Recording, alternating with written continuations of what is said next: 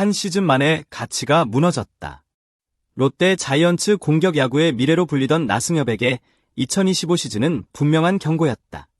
한때 롯데 팬들은 윤동해, 나승엽, 고승민, 황성빈을 묶어 윤나고왕이라 불렀다.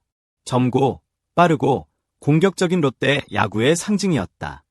그러나 시즌이 끝났을 때 남은 것은 기대보다 아쉬움이 더 큰 성적표였다. 특히 나승엽의 이름 앞에는 다음 단계로 가지 못했다는 평가가 붙었다.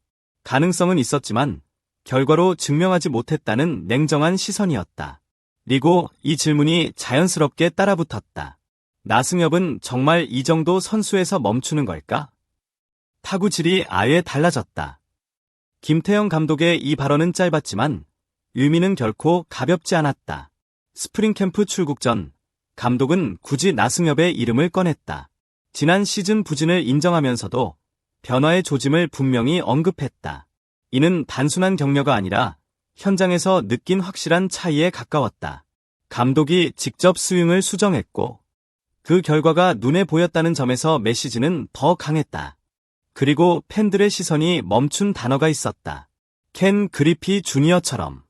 이 한 문장은 기대와 논쟁을 동시에 불러왔다. 나승엽의 2025 시즌은 감각이 아니라 수치로 설명된다. 그리고 그 숫자는 매우 분명한 방향을 가리킨다. 홈런은 7개에서 9개로 늘었다. 표면적으로 보면 파워는 유지됐다는 인상을 줄 수 있다.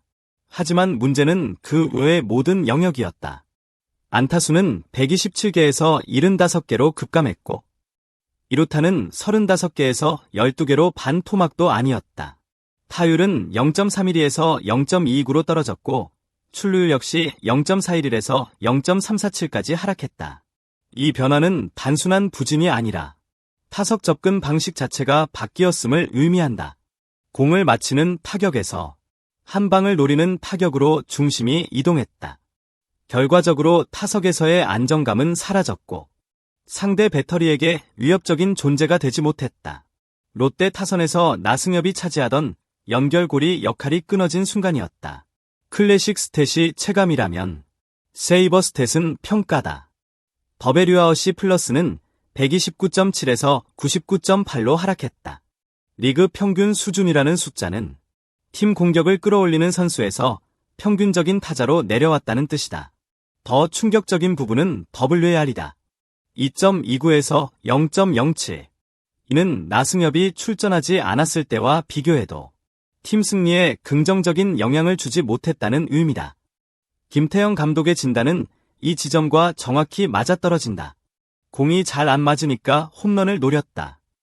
스윙은 커졌고 타이밍은 빨라졌으며 팔이 먼저 나가면서 정확성은 무너졌다. 힘을 키우려던 선택이 오히려 장점을 지워버린 결과였다. 그래서 김태형 감독은 방향을 바꿨다. 더 세게 치는 방법이 아니라 더 잘 맞히는 방법으로 돌아갔다. 핵심은 스윙의 깊이였다. 공을 끝까지 보고 몸통 회전과 함께 배트가 자연스럽게 나오는 구조. 감독은 이를 설명하기 위해 켄 그리피 주니어를 떠올렸다. 완전히 같은 폼을 요구한 것은 아니었다. 느낌과 흐름을 이해하길 바랐다. 중요한 점은 나승엽이 이 의도를 정확히 받아들였다는 사실이다. 아무리 캠프에서 배트 스피드는 더 자연스러워졌고 타구는 낮고 강하게 뻗어나갔다. 감독이 타구질이 달라졌다고 말한 이유다. 하지만 모든 변화에는 전제가 따른다.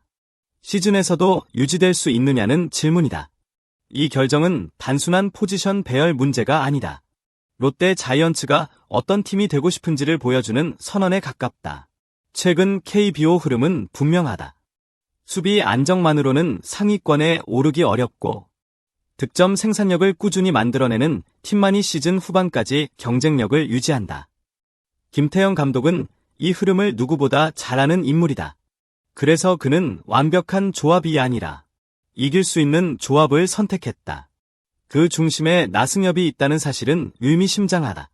점고, 좌타이고 한번 흐름을 타면 장타와 출루를 동시에 기대할 수 있는 카드. 만약 나승엽이 살아난다면 롯데는 경기 후반에도 점수를 만들어낼 수 있는 팀이 된다. 상대 투수 입장에서는 중심 타선을 피해갈 수 없는 구조가 완성된다. 하지만 동시에 나승엽이 흔들릴 경우 이 선택은 가장 먼저 도마 위에 오른다. 공격 야구의 상징이 실패로 돌아간다면 비판 역시 그에게 집중될 수밖에 없다. 그래서 이 시즌은 나승엽에게 기회이자 부담이다. 논쟁의 핵심, 이 변화는 착시인가, 신호인가, 확장. 야구 팬들이 가장 많이 속아온 장면 중 하나는 캠프에서 잘 맞고 있다는 이야기다. 스프링 캠프의 타구는 정규 시즌과 전혀 다른 환경에서 나온다. 컨디션, 투수의 강도, 경기 상황 모두 다르다. 그래서 나승엽의 변화 역시 조심스럽게 바라볼 필요가 있다. 이번 변화의 핵심은 결과가 아니라 과정이다. 홈런 개수나 타율보다 스윙의 방향과 타석 접근이 달라졌다는 점이다. 공을 끝까지 끌고 가려는 의식, 미리 힘을 쓰지 않으려는 선택, 그리고 중심 이동의 안정감. 요소들이 시즌 초반에도 유지된다면 이번 변화는 착시가 아니라 신호로 평가받을 수 있다. 김태형 감독이 섣불리 단정하지 않은 이유도 여기에 있다. 기대는 있지만 확신은 결과로 확인하겠다는 태도다. 결국 이 논쟁의 답은 4월과 5월의 타석에서 나온다. K켄 그리피 제어라는 표현은 찬사이자 부담이다. 켄 그리피 주니어는 메이저리그 역사에서도 스윙 하나로 기억되는 상징적인 타자다. 그 이름을 꺼냈다는 건 나승엽에게도 분명한 메시지를 던진다. 힘으로 버티는 타자가 아니라 리듬으로 이기는 타자가 되라는 주문이다. 만약 나승엽이 출루율 회복과 함께 장타 생산성을 다시 끌어올린다면 이 별명은 자연스럽게 따라붙을 것이다. 반대로 결과 없이 폼만 남는다면 이 비교는 부담으로 작용할 수 있다. KBO에서 별명은 언제나 냉정하다. 성과가 있으면 남고 없으면 사라진다. 그래서 2026 시즌은 나승엽에게 정체성을 증명하는 시간이다.